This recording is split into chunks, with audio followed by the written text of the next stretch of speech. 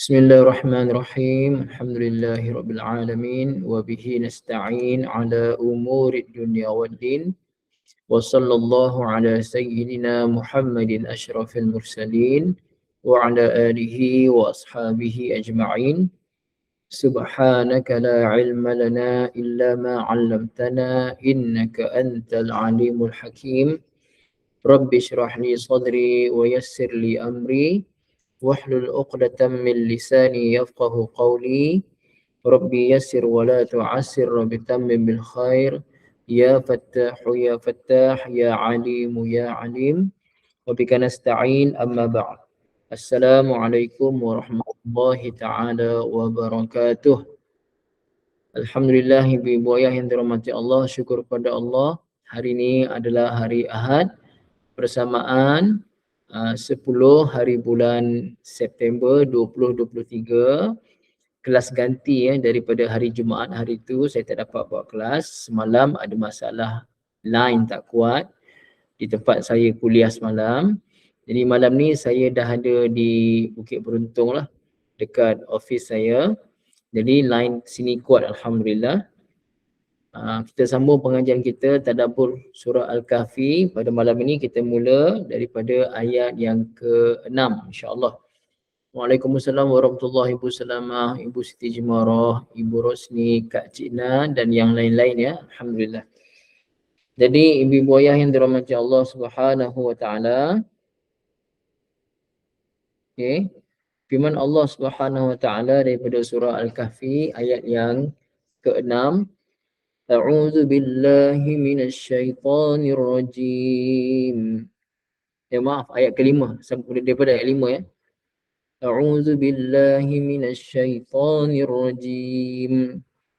Ma lahum bihi min ilmin wala liabaihim. Kaburat kalimatan takhruju min afwahihim. إن يقولون إلا كذبا فلعلك باخع نفسك على آثارهم إن لم يؤمنوا بهذا الحديث أسفا إنا جعلنا ما على الأرض زينة لها لنبلوهم أيهم أحسن عملا وإنا لجاعلون ما عليها صعيدا جرزا. Sadaqallahul Azim. Jadi bermula daripada ayat yang kelima. Ma lahum. Ma tu maknanya tiadalah lahum bagi mereka. Okay. Kuliah yang sebelum ni kita dah masuk sikit ayat yang kelima. Kita ulang balik ya. Pasal hari tu tak habis ayat 5.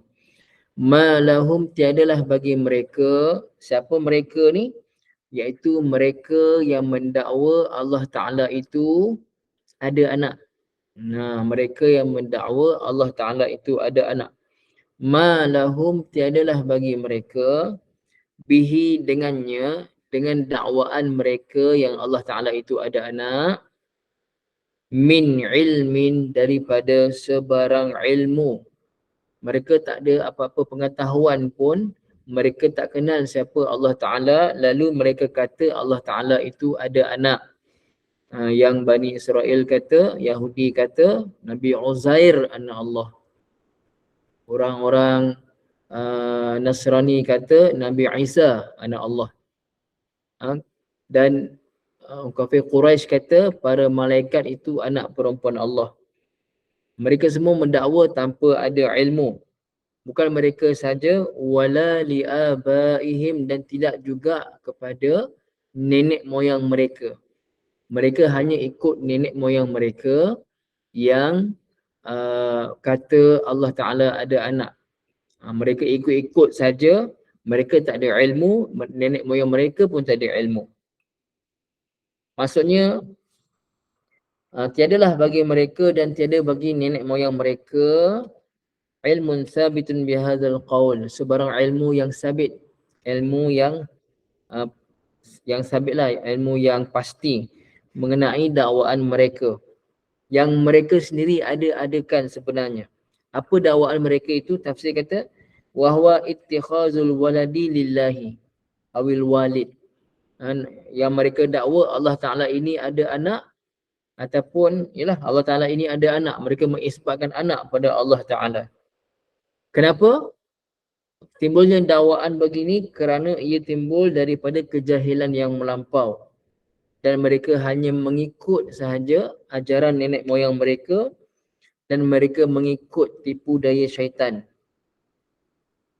Jelas ibuayah ya. Kaburat kalimatan takhruju min afwahihim. Kaburat, besar kesalahan. Besar salah pada kalimah takhruju yang keluar min afwahihim, dari mulut mereka sendiri. Mulut-mulut mereka mengatakan Allah Ta'ala ada anak. Ini satu kesalahan yang besar.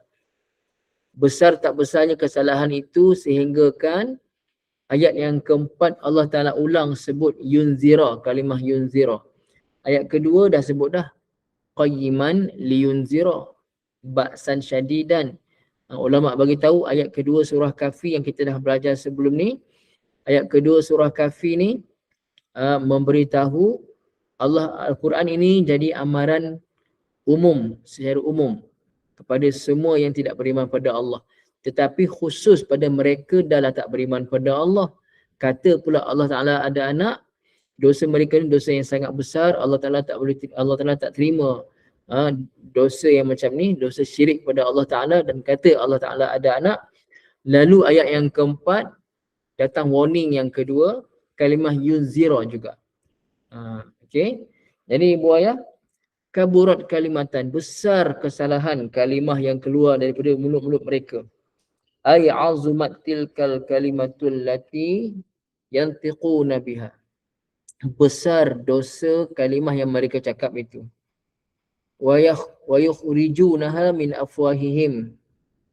Dan mereka keluarkan dari mulut-mulut mereka.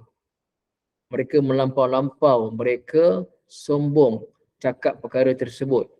Itu adalah kalimah kufur. Wahya kalimatul kufri. Itu kalimah kufur ibu ayah. Mereka tak ada sandaran pada sebarang nas, pada sebarang bukti yang Allah Ta'ala itu ada anak. Mereka cakap kosong saja. Wala dalila an lahum alaiha illa kizbuhum wa waftira'uhum.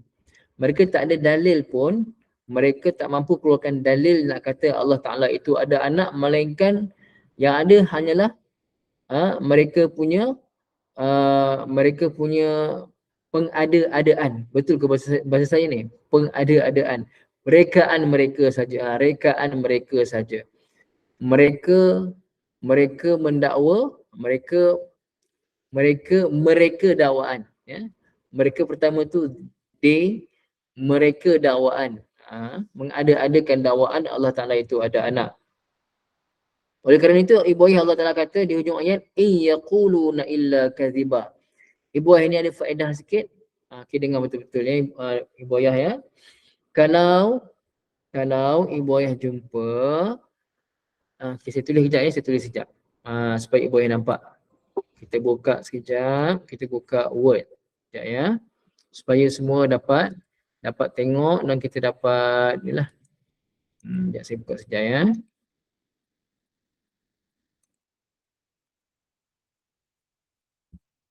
Okey. Kita tutup presentation kita buka Word sekejap.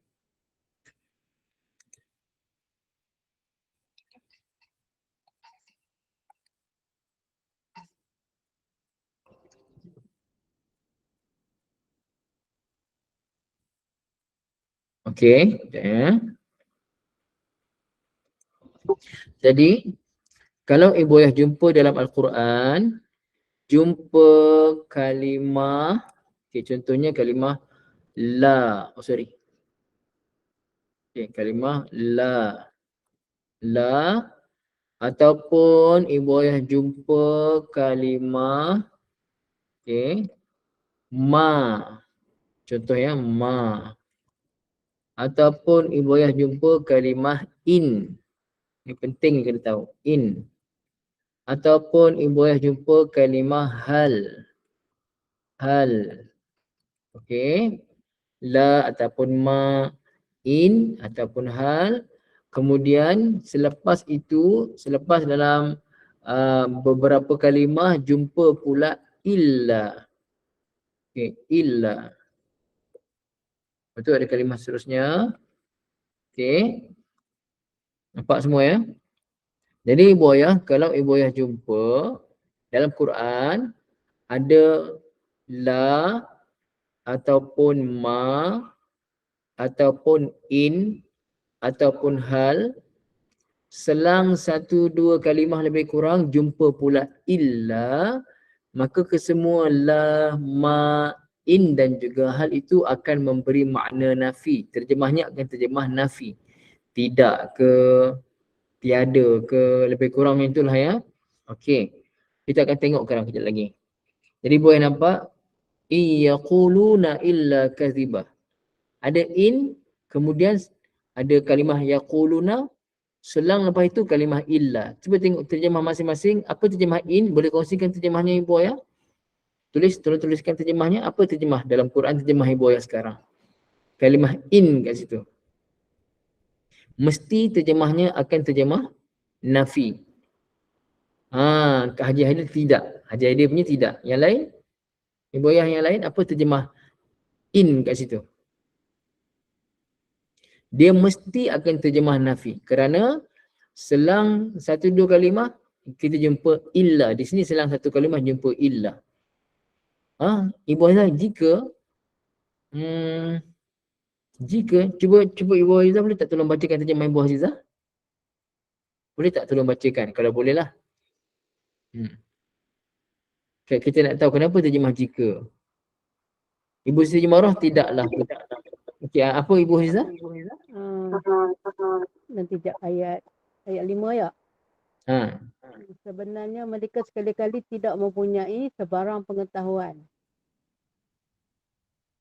Teruskan Ibu. Mengenainya.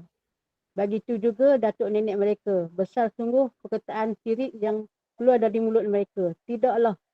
Itu tidak.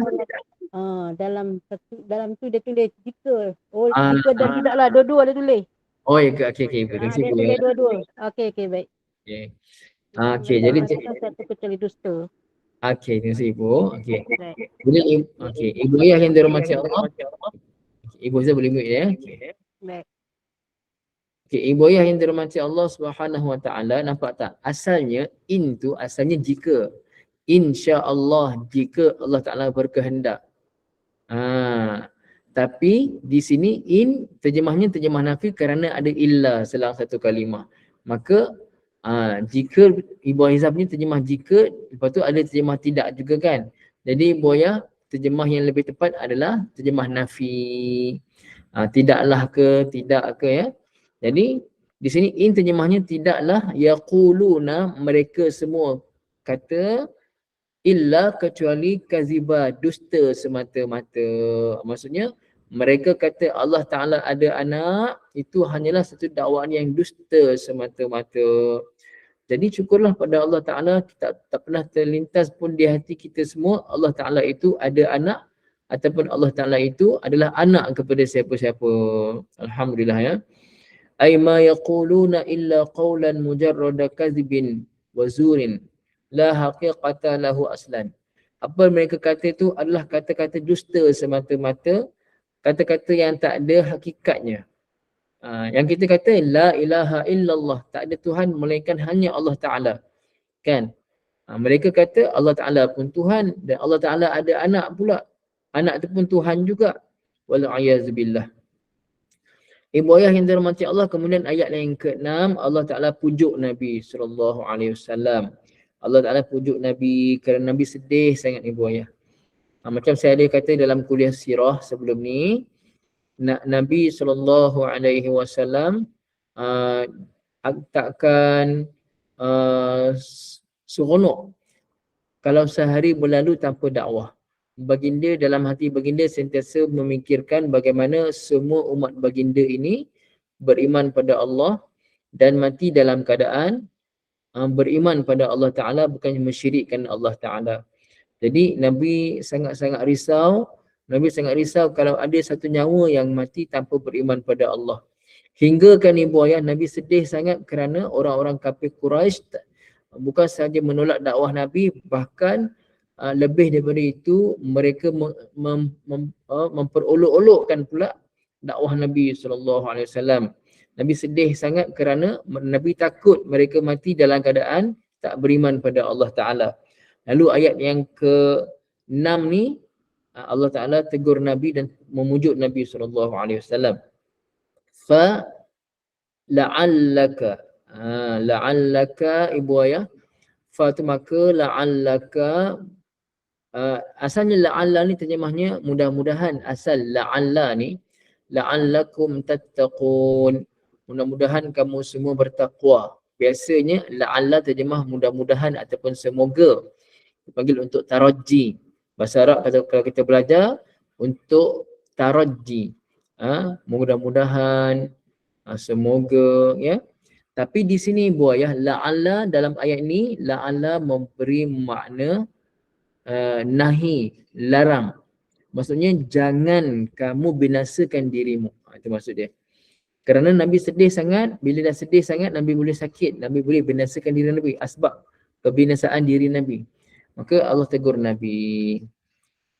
Fala'allaka, boleh jadi engkau wahai Muhammad, bakhi'un, ingin membinasakan, ataupun orang yang ingin membinasakan nafsaka, dirimu sendiri, ala asarihim, di atas kesan mereka. Maksudnya kesan mereka tak beriman dengan dakwah Nabi SAW. Nabi dakwah mereka, hasilnya mereka tak nak beriman dengan Nabi, lalu ini menyebabkan Nabi jadi sangat-sangat sedih. Jadi Allah menegur Nabi, boleh jadi wahai Muhammad kau nak binasakan diri ni. Bukan terjemah boleh jadi itu Allah Ta'ala tak tahu. Ibu ayah, jangan kita ingat terjemahnya Allah Ta'ala tak tahu ke? Kata boleh jadi tu. Bukan. Maknanya sama dengan maknanya, wahai Muhammad, jangan kau binasakan diri kamu. Kerana apa? Kerana tugas kamu adalah menyampaikan dakwah. Tapi hidayah itu adalah daripada aku sendiri, daripada Allah Ta'ala sendiri. Boleh boyah ya? Tafsiran dia, fala'allaka qatilun nafsaka. Boleh jadi wahai Muhammad, engkau boleh membunuh dirimu sendiri. Wa muhlikuha, boleh jadi engkau akan memusnahkan, menghancurkan dirimu sendiri. Li'allam yu'minu bihadzal Quran, kerana mereka tak beriman dengan Al-Quran. Nabi sampaikan sungguh-sungguh, Nabi sampaikan dengan bahasa yang sangat santun, akhlak yang sangat mulia. Mereka tolak dakwah Nabi, Nabi sedih. Jadi kerana mereka tak beriman dengan Al-Quran, seolah-olah sedih Nabi itu bersangatan sedih hingga takut-takut boleh membinasakan diri Nabi. Allah tegur. Asafan wa hasratan alaihim, kerana bersangatan sedih, kecewa mereka tak beriman dengan Al-Quran. Wa la'alla huna, dan la'alla dalam ayat ini lil istifham al-inkari al-mutadammini ma'nan nahi. La'alla dalam ayat ini tidak macam la'alla yang kita jumpa dalam Al-Quran di tempat-tempat lain. La'alla dalam Al-Quran tempat-tempat lain terjemahnya semoga, mudah-mudahan. Tapi di sini la'alla ini istifham, persoalan yang memberi, yang terkandung padanya makna larangan.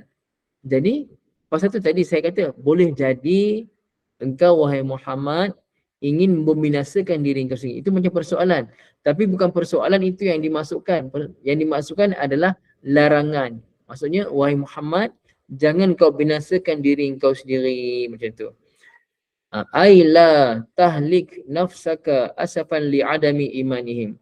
Maknanya janganlah kau wahai Muhammad membinasakan dirimu kerana berasa sangat sedih mereka tidak beriman dengan Al-Quran, tidak beriman dengan Allah.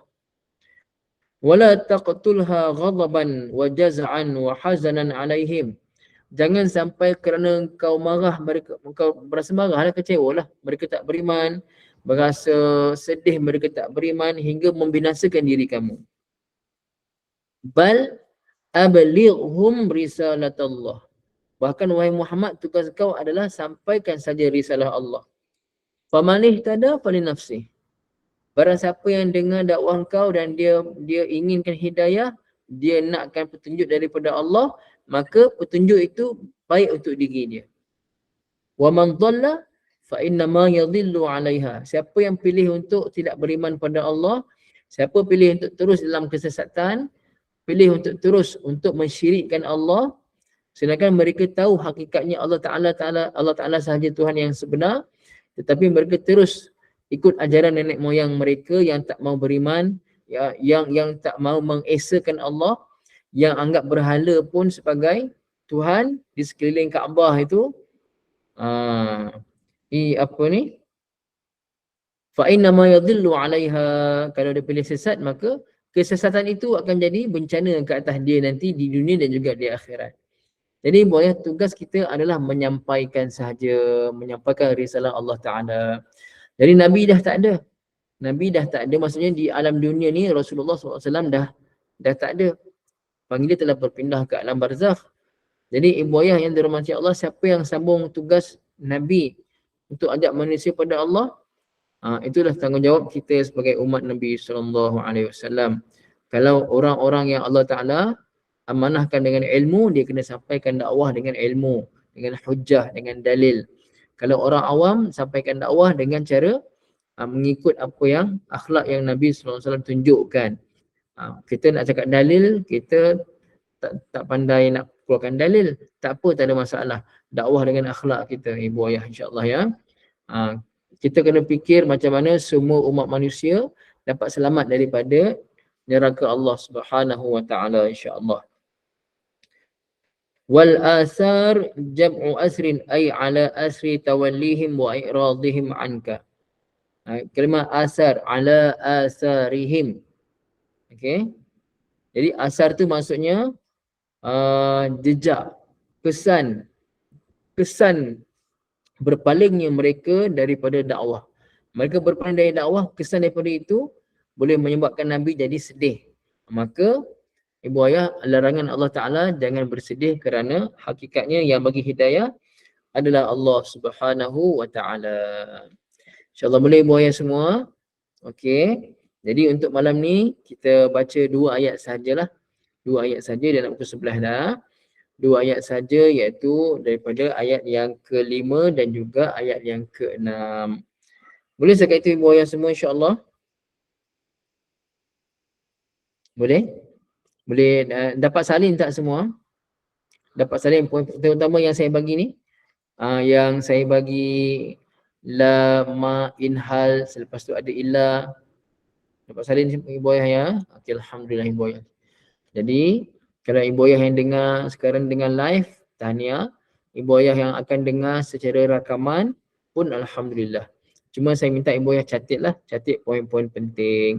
Dan minta jasa baik ibu ayah, setiap kali saya upload dekat YouTube tu nanti, ibu ayah tolong sharekan, tolong sebar-sebarkan supaya yang lain pun dapat manfaat daripada perkongsian. Dan sesiapa yang infak untuk terhasilnya majlis-majlis ni, kuliah online ini, akan berterusan pahalanya selama mana diamalkan apa yang mereka belajar daripada kuliah ini, insya-Allah ibu ayah ya.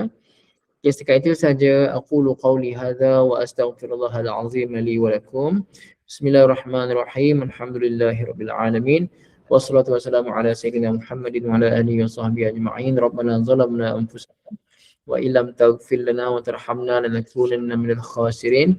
Rabbana atina fid dunya hasanah wa fil akhirati hasanah wa qina adzabannar. Wa sallallahu ala sayyidina Muhammadin wa ala alihi wa sahbihi wasallam. Alhamdulillahil alamin. Ramai-ramai ibu ayah, subhanakallahumma wa bihamdika asyhadu an la ilaha illa anta astaghfiruka wa atubu ilaik. Bismillahirrahmanirrahim.